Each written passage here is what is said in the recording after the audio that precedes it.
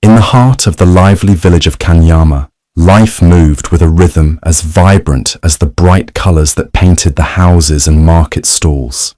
The air was filled with the sweet aroma of roasted maize, the sound of merchants calling out their wares, and the laughter of children chasing each other through the dusty streets. People bustled about, bartering for spices, fabrics, and clay pots, while women balanced baskets of fruit on their heads with graceful ease. It was a village full of life and warmth, where everyone seemed to belong, everyone except Zalira. Zalira was a girl unlike any other in Kanyama. She was known not just for her delicate beauty, with her deep brown eyes and soft smile, but for the kindness that radiated from her very soul. She carried a warmth that seemed to soften even the harshest days, and though her life was filled with sorrow, she never let bitterness touch her heart. People admired her quiet strength, though many wondered how a girl who had endured so much could still hold on to hope. Her life had once been filled with happiness. Back when her father was alive, he loved her deeply, and she adored him more than anything. But when he died, her world shattered. Left in the care of her stepmother, Norwazi, and her grandmother, Mbali, Zalira's life became one of endless suffering. Norwazi saw Zalira as nothing more than a burden, a reminder of the man she had lost. She treated her like a servant, piling chores on her from dawn until dusk.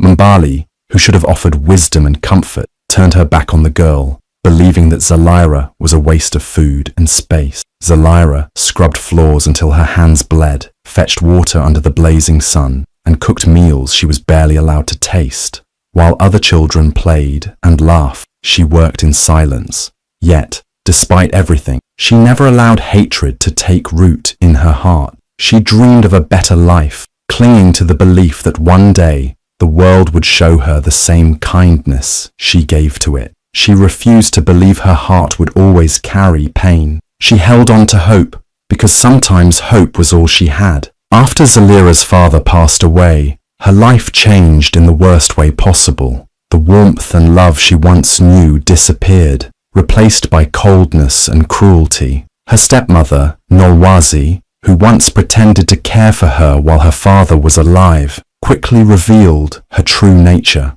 With him gone, Norwazi saw no reason to hide her bitterness anymore. She treated Zalira like a servant, making her wake up before dawn and work until nightfall. Every day, Zalira scrubbed floors until her knees ached, carried heavy buckets of water from the river, and cooked meals that she wasn't allowed to eat. If she didn't work fast enough or made even the smallest mistake, Norwazi would scold her harshly or leave her without food. Her grandmother Mbali was no better. Instead of offering Zalira comfort or protection, she watched the mistreatment in silence, and sometimes even joined in. She believed Zalira was nothing but a burden, an extra mouth to feed. To Mbali, the girl's presence only reminded her of the son she lost, and that reminder filled her with resentment. She would shake her head in disapproval whenever she saw Zalira resting for even a moment, and often encouraged Norwazi to be stricter. "She needs to learn her place," Mbali would say coldly, as if Zalira wasn't family, as if she didn't deserve kindness. Zalira's life became a cycle of endless chores and cruel words.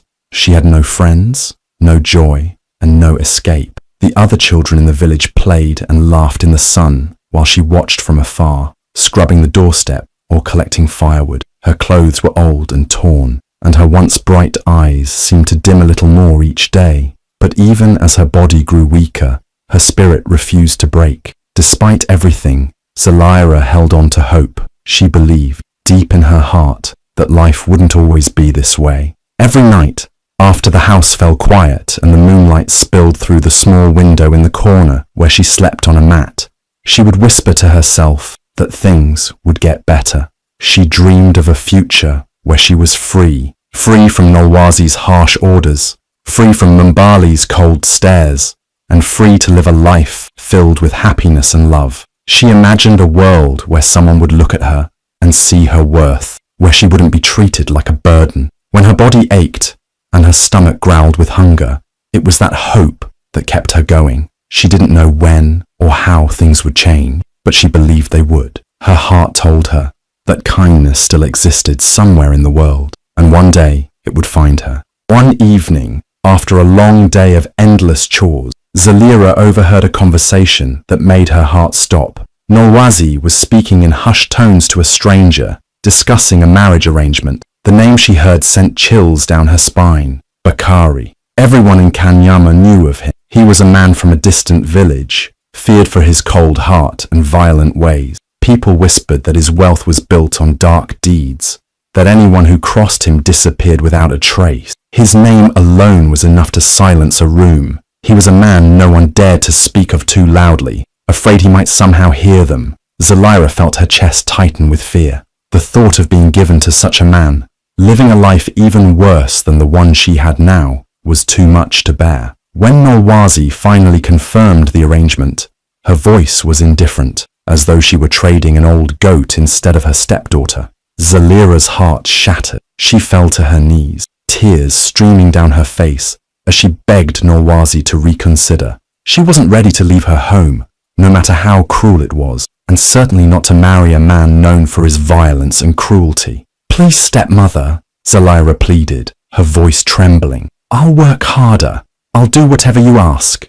Don't send me away. Don't make me marry him." But Nolwazi's eyes were cold and unfeeling. To her, Zalira was a burden she had carried for far too long, and this marriage was the perfect solution. Bakari had offered a handsome price for her, more than Nolwazi could have ever hoped for. She saw no reason to refuse. Mbali, sitting quietly in the corner, nodded in agreement. To her, this was a blessing. "It's time you stopped being a weight on this family," she said, her voice like ice. Zalira's heart ached with betrayal. How could they do this to her? How could they sell her off like an object to a man whose name was spoken only in whispers? Her tears, her begging, her fear, none of it mattered. Nolwazi didn't care. Mbali didn't care. No one cared. The next morning, Bakari's men arrived. They were tall, silent and cold, their expressions unreadable. They didn't speak as they waited for Nolwazi to hand Zalira over. Nolwazi didn't hesitate. She pushed Zalira forward without even a second glance. Zalira felt numb. Her legs shook as the men tied her hands lightly, more to prevent her from running than to hurt her. Her heart screamed for someone, anyone, to stop this. She looked around desperately, hoping for a miracle, but the villagers turned away. They didn't want to get involved. They were afraid of Bakari and his men. No one dared to speak. Even those who had once admired her kindness wouldn't meet her eyes. As they led her away, Zalira felt like her soul was being ripped apart. Each step took her farther from the only home she had ever known. Her tears blurred her vision, but she didn't fight. What was the point? Nolwazi had made her decision. To them, she was nothing more than a problem finally solved. Her heart broke, not just from fear, but from the pain of knowing that the people who were supposed to protect her had thrown her away without a second thought. And now she was being delivered to a man known only as a monster, a man who could very well be her end. Zalira's heart felt like it had been ripped from her chest as Bakari's men led her away from Kanyama. The village she once called home grew smaller behind her, the familiar sights and sounds fading into the distance. She didn't look back. She couldn't. Looking back would only make the pain worse. Her legs felt heavy, her body weak from fear and grief, but the men didn't slow down. They marched forward, silent and unbothered by her quiet sobs. The road stretched endlessly ahead, dry and dusty, winding through hills and dense patches of trees. The sun beat down on her, but the chill in her heart made the heat feel distant. She had never felt so alone. Every step felt like a step closer to a nightmare she couldn't wake from. Her mind raced with terrifying thoughts. What kind of man was Bakari really? The stories painted him as a monster, a man who thrived on fear and violence. Would he hurt her? Would he lock her away? Or worse, would he treat her like she didn't exist at all? The journey was long, and exhaustion pulled at her. The men didn't speak to her, only stopping for water when they absolutely had to. Zalira's throat was dry, her stomach empty, but the ache inside her chest was far worse than any physical hunger. She couldn't stop thinking about Nolwazi and Mbali, how easily they had given her away, like she meant nothing. It was a pain that cut deeper than any blade. As they travelled, Zalira noticed something strange. The closer they got to Bakari's village, the more the men seemed to grow restless. They didn't talk, but she could see the unease in their eyes. They glanced at each other nervously, as if afraid of what waited ahead. It wasn't the kind of fear that came from loyalty, it was something else.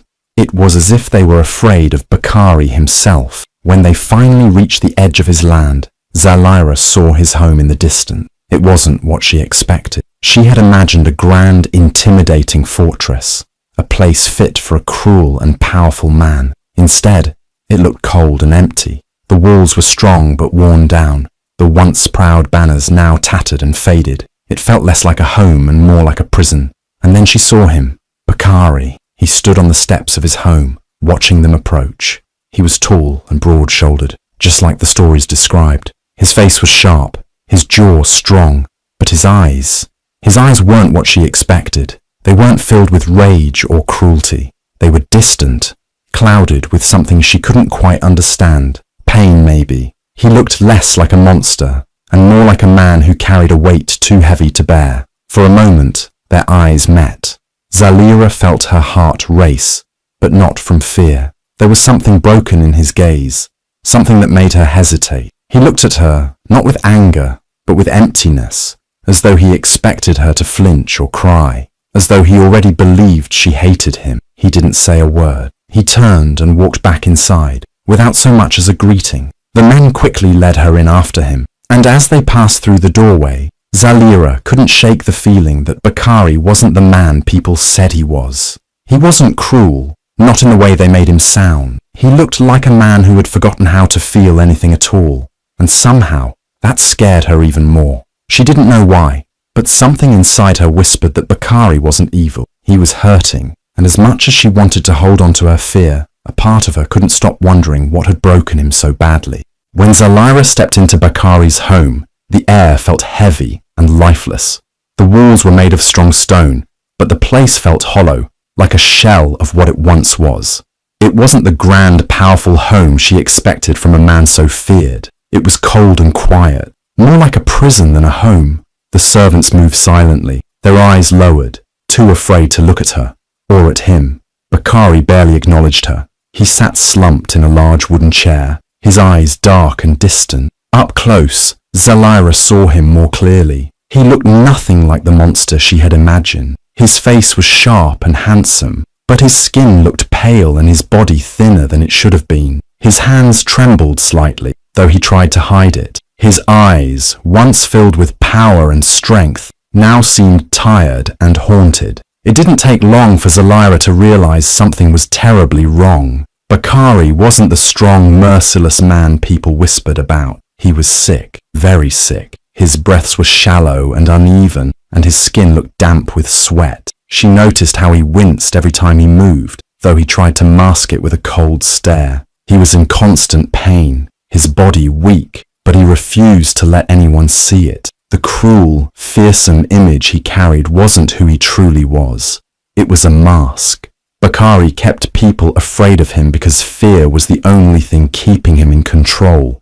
If anyone knew how weak he really was, they would rise against him. His enemies would destroy him. He ruled with a cold heart because he believed it was the only way to survive. Zalira watched him in silence, her heart conflicted. This wasn't the ruthless monster Nolwazi had sold her to. This was a man trapped in his own suffering, wearing his cruelty like armor. But he didn't want her pity. From the moment she arrived, Bakari treated her like she was nothing. He spoke to her only when necessary, his voice sharp and hollow. He never looked her in the eyes for long, and when he did, there was a flicker of something strange, like he expected her to hate him. He pushed her away, before she even had the chance to know him. He barked orders at her, told her to stay out of his way, and made it clear he didn't want her kindness. He expected her to fear him like everyone else did. In his mind, she was just another person who would look at him with disgust once she saw what he had become. But Zalira couldn't bring herself to hate him. She saw the pain he tried to hide, the weight he carried. Beneath the harsh words and cold stares, she saw something else, a man who had given up on believing anyone could care for him, and somehow that hurt more than the cruelty he showed her. Days passed in Bakari's home, each one feeling heavier than the last. The air was thick with silence, broken only by the occasional sound of Bakari's pained coughs or groans when he thought no one could hear.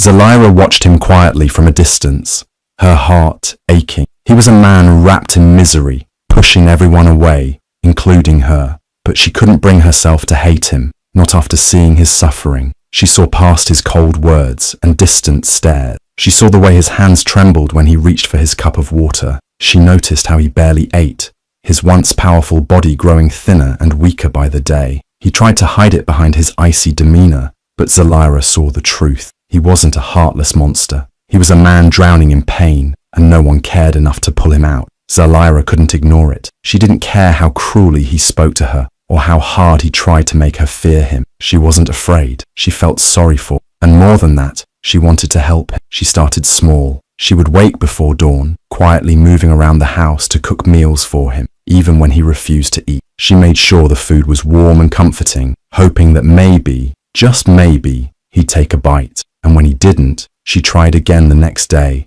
refusing to give up. When his coughing fits left him too weak to move, she brought him water and sat by his side. He never thanked her. Sometimes he wouldn't even look at her, but she didn't mind. She wasn't doing it for gratitude. She did it because she couldn't stand to see him suffer alone. At night, when his groans echoed through the halls, Zalaira would quietly slip into his room, wet a cloth, and press it gently to his burning forehead. Bakari would stir, his eyes half opening to see her face. He never said a word, but in those moments, Zalaira saw something different in his eyes. The coldness wasn't there anymore, just exhaustion and confusion, as if he didn't understand why she was still there. She spoke to him too, not about his pain or his past, but about the village, the stars, the warm breeze that carried the smell of wildflowers in Kanyama. She told him stories from her childhood, about her father's laugh and the dreams she held onto, even when life was cruel. She spoke softly, her voice a gentle comfort in the dark, even when she wasn't sure he was listening. And slowly, something began to change. Bakari stopped snapping at her. He still didn't speak much, but his eyes lingered on her a little longer when she entered the room. He no longer turned away when she brought him food, and though he didn't say it, she noticed he ate more than before. When his coughing left him gasping for air, he no longer waved her away. He let her stay. For the first time in years, Bakari felt warmth. It was unfamiliar, almost uncomfortable. This feeling of someone caring for him without expecting anything in return. He didn't know how to handle it. People had always feared him, hated him, or used him. But Zalaira was different. She wasn't afraid. She wasn't angry. She wasn't waiting for something. She just cared. A part of him wanted to push her away again, to remind her of who he was and why she should hate him like everyone else. But another part, buried deep under years of bitterness and pain, didn't want her to leave. He didn't deserve her kindness. He knew that, but for the first time, he couldn't stop himself from wanting it.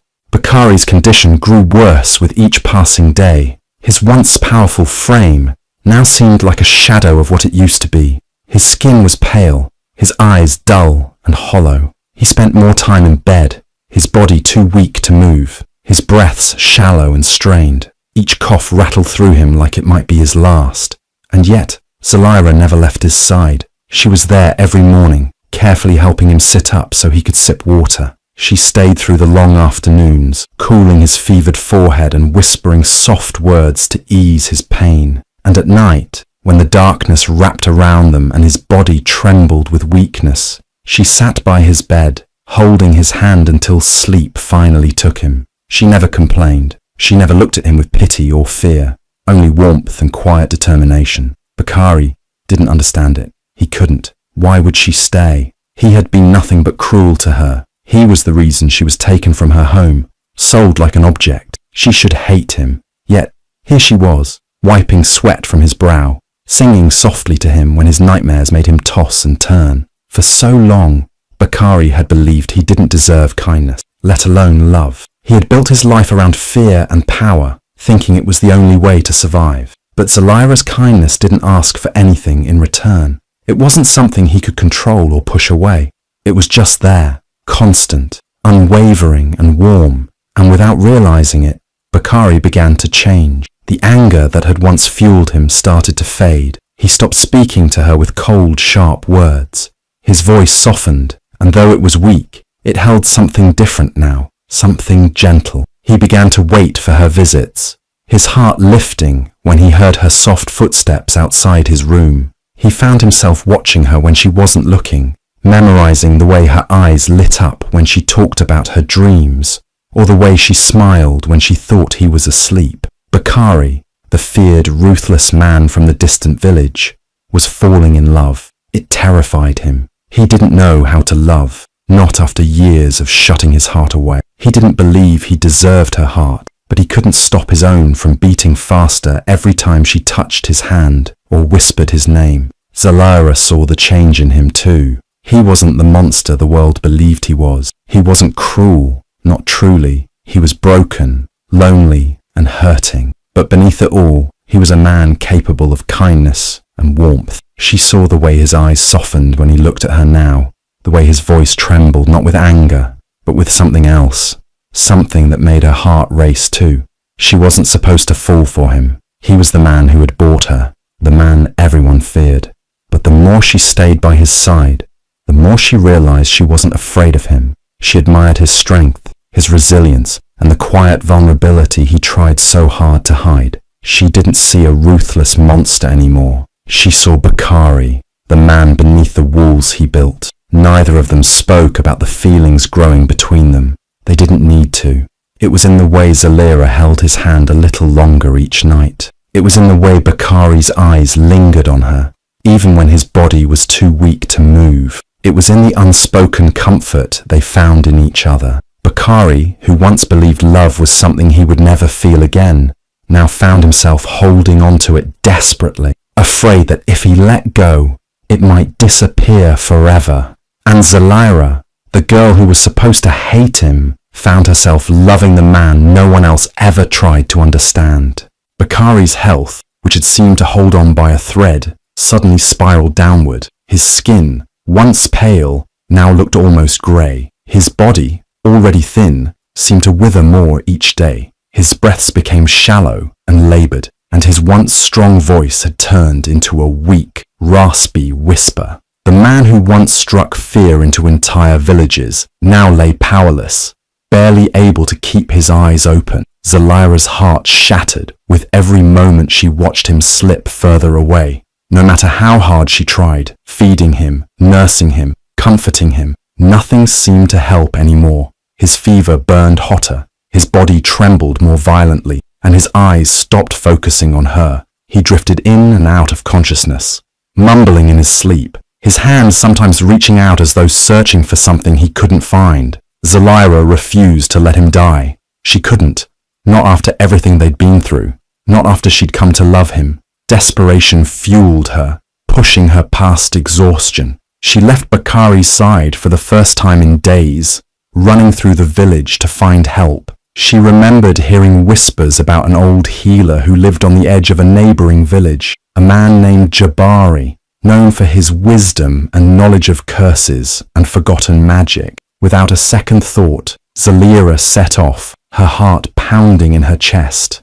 She ran through the dusty roads and thorned bushes, her feet bleeding and her breath short, but she didn't stop. She couldn't stop. When she finally found Jabari's small hut, the old man looked at her with knowing eyes, as though he had been expecting her. His face was weathered and wrinkled, his back hunched with age, but his eyes held the sharpness of a man who saw more than most. He listened quietly as Zalara begged him to save Bakari, her voice breaking with fear and exhaustion. Jabari studied her for a long moment before speaking. His voice was low and steady, filled with a kind of sadness. He told Zalara that Bakari's illness wasn't natural. It was the result of a powerful curse, a curse placed by someone close to him, someone who wanted to see him suffer. The sickness wasn't meant to kill him quickly, but to slowly strip him of his strength, his will, and his life, leaving him to die alone and hated.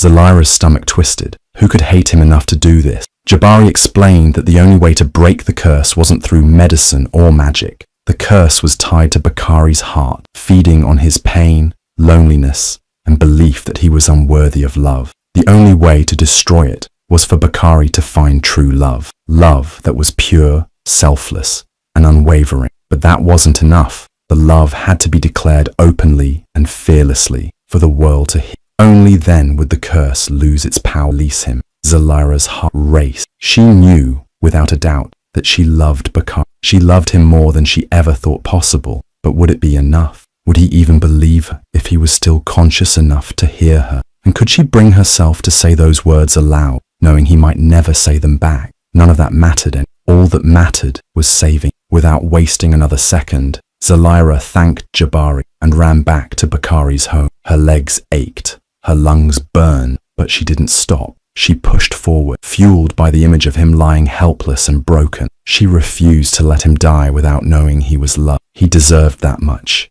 even if he didn't believe it himself. He lay on his bed, his body still and cold, his breath so faint they barely stirred the air. His once fierce eyes, the ones that could make entire villages tremble, were now half-lidded and distant, as if he was already standing on the edge of life and death. Beside him, a gentle hand held his tightly, refusing to let go. Her heart felt like it was being ripped apart, piece by piece, watching the man she loved fade away. Tears burned in her eyes, but she refused to cry. She had to be strong. She couldn't let him see her break. She whispered softly, hoping he'd hear, hoping he'd stay just a little longer. A faint stir broke the silence, his head turning slowly. His voice came out broken and strained, barely more than a whisper. "I never wanted this for you," he rasped, his voice trembling. "You were supposed to hate me. I thought it would be easier that way, but you stayed. You cared, even when I didn't deserve it." His chest rose and fell in shaky, uneven breaths. "I need you to know. I love you. I love you more than I ever thought I could love anyone, and I'm sorry. I'm so sorry for everything." Her heart shattered. The tears she had been holding back finally spilled down her cheek, falling onto his hand. She shook her head desperately, her voice breaking. "No, don't say goodbye. Don't do this. I love you too. I love you more than anything. I don't care about your past or what you've done. You're not the monster people think you are. You're kind and brave, and you've been hurt for so long, but you're not alone anymore. You have me. I love you. I'll always love you." The words came out in a flood, raw and full of emotion. It didn't matter who heard. It didn't matter that the world saw him as a ruthless, broken man. All that mattered was him, the man who, despite everything, had opened his heart, the man she couldn't imagine living without. Eyes widened slightly, his lips parting as though her words had reached a part of him he thought was long dead. A tear slipped from the corner of his eye, and his hand weakly squeezed hers. For a moment, he didn't look like the feared warrior or the cold, distant man he had once been. He looked like a man who had finally found peace. His voice trembled one last time. "You saved me, even if I die. Loving you was the only good thing I ever did." She shook her head again, her sobs coming harder now. "Number, you're not going to die. Stay with me, please. Stay with me." His eyes slowly closed, his body falling still. Her heart stopped, panic crashing over her like a wave. She clung to him, her face pressed to his chest, sobbing into him. "Don't leave me. I love you." Nothing else mattered anymore. The past, the pain, the mistakes, none of it mattered. Love was the only thing that remained, and nothing could take that away. The curse was lifted one bright morning when the man once feared and reviled began to awaken with a vigor no one had ever seen before. His body, once weakened and pale from the relentless grip of the dark magic, now pulsed with life and strength. The harsh lines of cruelty that had once marred his face softened into gentle curves, revealing kind eyes that shone with unexpected warmth. In that single moment, the village of Kanyama, which had long been haunted by rumors and whispered fears about his past, was stunned into silence. The transformation was nothing short of miraculous, a living testament to the healing power of love and compassion. When he stepped out from the cold confines of his former existence, his presence spoke of redemption and hope. The remnants of the curse completely washed away. The people who had once trembled at the mention of his name now looked on in awe as a new man emerged from the shadows of his tortured history, a man who embodied kindness and a genuine desire to mend the brokenness of his past. In the days that followed, accompanied by the woman who had shown him unconditional care, he journeyed back to Kanyama. The path to the village seemed to glow under the soft morning light, symbolizing the promise of fresh beginning. Each step taken was a quiet defiance of the cruelty that had once ruled his life, a clear statement that love had overcome bitterness. When they reached the familiar dirt roads and colorful market stalls of his homeland, the villagers gathered in hushed clusters, their eyes wide with disbelief, their hearts, once filled with fear and prejudice, now fluttered with tentative hope at the sight of this transformed soul. In a moment of profound reckoning, he confronted those who had played a part in his dark past. The confrontation was not marked by anger or harsh words, but by a quiet, determined resolve to reclaim dignity for both himself and the woman who had stood by him through his suffering. The figures responsible for his earlier torment, those who had once seen him as nothing more than a tool to be used, now found themselves powerless in the face of this newfound strength. The man before them no longer bore the cold, ruthless expression they had once known. Instead, his voice was gentle yet firm as he demanded that the dignity of the woman he loved be respected. In that charged atmosphere, every whispered conversation and sidelong glance bore witness to a pivotal transformation, the vanishing of cruelty and the emergence of sincere remorse and humility from those who had once thrived on power and fear. As time passed, the love between the two only deepened, weaving itself into the very fabric of the community. Their days became filled with simple acts of kindness, a shared meal under the shade of a baobab tree, soft laughter echoing in the cool evening air, and quiet moments of reflection on how even the hardest hearts could be healed by genuine affection. Their journey of recovery, both personal and communal, slowly mended the wounds that had long divided the village. Neighbors began to greet them with smiles instead of wary glances, and the once fractured bonds of the community started to knit together in unexpected ways. The story of their transformation spread like wildfire, inspiring others to believe in second chances and the transformative power of love. In the end, their shared life became a vibrant tapestry of renewed hope and endless possibility. Every sunrise brought with it a reminder that even the darkest curses could be broken, and every gentle touch was a reaffirmation that compassion could melt the coldest of hearts. Their new beginning was not just about reclaiming what had once been lost, it was about forging an entirely new future where love, respect, and understanding reigned supreme. The legacy of their love story proved to everyone in Kanyama that the human heart, no matter how scarred by the past, had the incredible capacity to heal and to flourish when nurtured with kindness.